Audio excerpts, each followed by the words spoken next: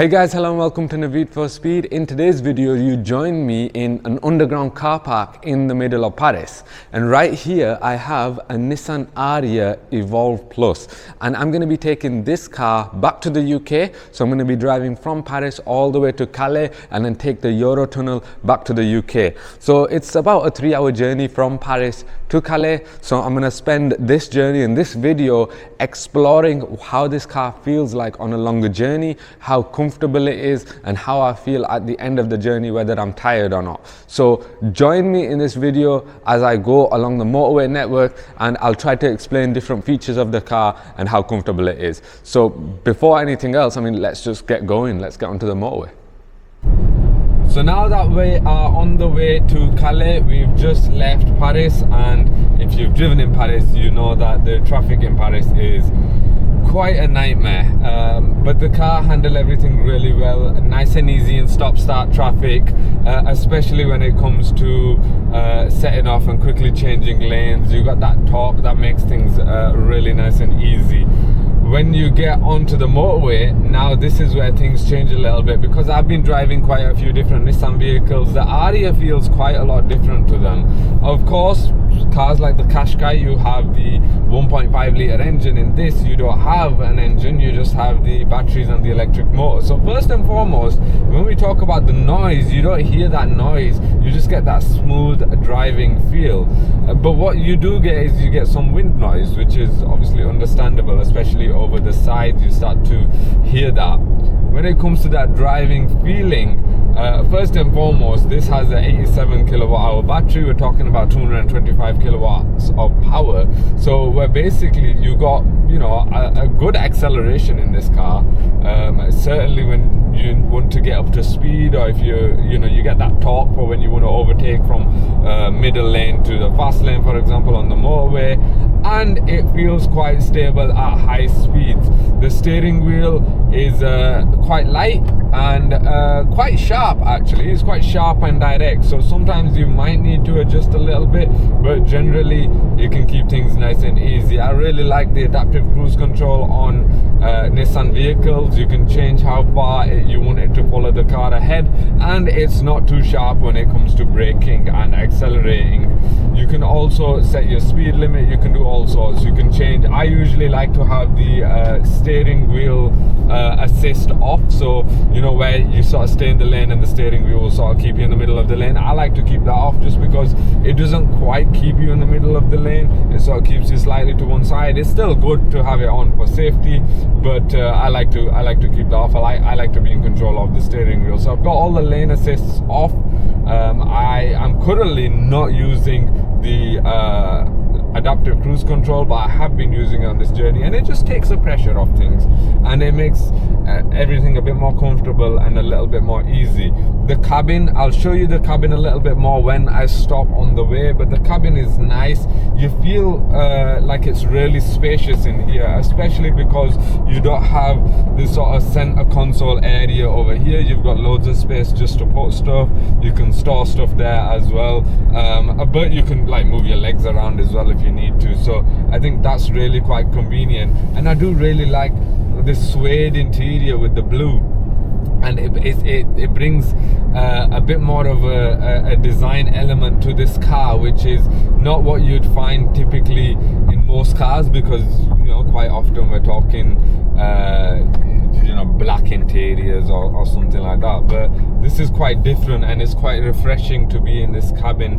And you got the sunroof on this one, and that lets loads of light in, so that's really quite good to make things a little bit more airy, a little bit more refreshing when it comes to a long journey like this, where, let's be honest, you're going to spend a lot of time on the motorway, and you are probably going to be sat in either air conditioning or heating all day, maybe drying out your throat, for example. Make sure you got to keep a load of water. That's convenient. You got cup holders, you got door bins. I've got some water here for my journey, so that's really quite convenient. So I think I'm going to continue this journey. I've driven about 20 minutes so far on the motorway.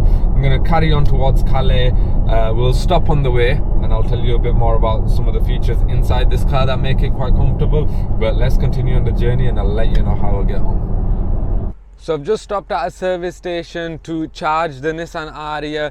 To be honest, it didn't need to be charged. I've still got about an hour and a half journey left to get to Calais, and I've still got 60% of a range left, so plenty to get me there. But yeah, I still thought I'd charge it, you know, top it up a little bit, and I thought it'd give me a good opportunity to show you around the interior cabin very briefly, to show you exactly what it feels like to drive this car on a long journey, and some of the things about this car that actually make it quite convenient, or maybe not so convenient. So around the cabin you can see a lot of gloss black bits, like for example here on this gear selector, some on the steering wheel. You've got a lot of buttons that have gloss black, including the mirror controls. Now, I thought that this gloss black features would actually reflect the sun whilst you're driving. That's sometimes the problem that you have with gloss black or piano black. But no, not a problem when it comes to driving this car in the sunny weather like we get here in France. Maybe in the UK we don't get a lot of sun, so it probably won't be that much of a problem there either. So yes, visibility is great out of the cabin. Seating position, look how much you can adjust the seat. So you can move the backrest. Let me sort of move it forward. Let's see how far you can go forward, because some people would actually like to keep going. Keep going. There we go. That's how far forward you can go. You can go even higher, and you can get really close to the steering wheel, and you can go really far out. Again, the steering wheel you can adjust as well. So loads of adjustability to get that perfect driving position for you, and that's really good. One thing which I'm not a massive fan of is this storage compartment here, which I've got right now. I've got a lot of cameras and stuff in there, but it is quite convenient to have here, and you can just put stuff on there, or you can store stuff away. But when you want to open and close it, you have to press this button over here, which isn't the best when it comes to like taking your eye off the road. You have to sort of, because if you take your eye off the road to like here for like sat nav or something, it's convenient, it's okay, you can press buttons here. But to move your eye line all the way down to here whilst you're driving is a little bit inconvenient. So I would have liked that to have been further forward, or maybe up here, but it's a minor inconvenience. Aside from that, yeah, like I told you, plenty of room to move around, especially down here. You could store stuff here. You can put your phone or anything under here. Where's my phone right now?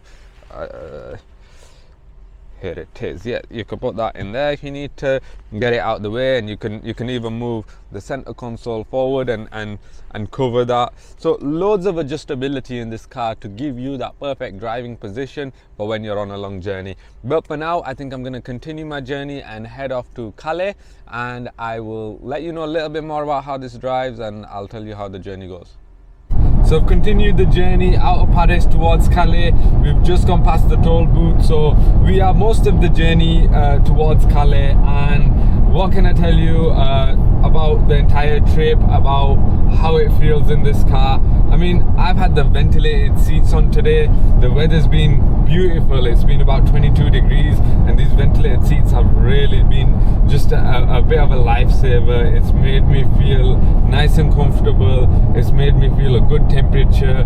I mean, ordinarily you would be in weather like this, if you haven't got the AC on, you would be sweating, and I do tend to try and keep the AC as minimal as I can, because it will dry out my throat and it will start to make you feel a bit dehydrated. So having those ventilated seats are really good. Overall, I think the experience is great. Sometimes you will find that you do have to correct with the steering wheel, just have to adjust to stay in the lane. But other than that, overtaking, moving out of lanes, accelerating, braking on the motorway, nice and easy. I really do like the electric drivetrain that you have in this car, because it makes things really smooth. You get that instant torque. Yeah, it is great. It's amazing. And the fuel economy isn't bad either. I say fuel economy, the electric driving economy. In total, this car has got just over 5 kilometers per kilowatt hour. So to convert that, I would imagine that's what, 3 point something. It's not the best, but you got to remember we are constantly driving at high speeds on the motorway, and electric cars, to sustain that high speed, they have to use up more energy. So I think in the end it's pretty good. Definitely around the city, it's great. You'll get even better figures. So I think if you need the electric car for a long journey, it's there, it's capable, and it can get you wherever you need to without any stress, worries, pain, effort, nice and easy. And I think the Ariya is a good car for that. It is quite pricey, we already know this, but obviously Nissan have announced the Ariya Nismo, and if you haven't seen my video on the Ariya Nismo, make sure you click this button up here where I talk about the features of the Ariya Nismo, and of course I mentioned the price of the Ariya Nismo, which is less than £2,000 more expensive than this car. So I think overall the Nissan Ariya is now a full lineup of cars. So you got the two-wheel drive, four-wheel drive, this version, and the Ariya Nismo. So there's something there for everybody, I think, especially if you're interested in electric cars. There's a trim level for everybody, so make sure you go check that out, see what you want, and yeah, I hope you enjoy your drive of the Nissan Ariya. Thank you very much for watching. I hope you enjoyed this video, and I hope to see you on the next one. Thank you and take care.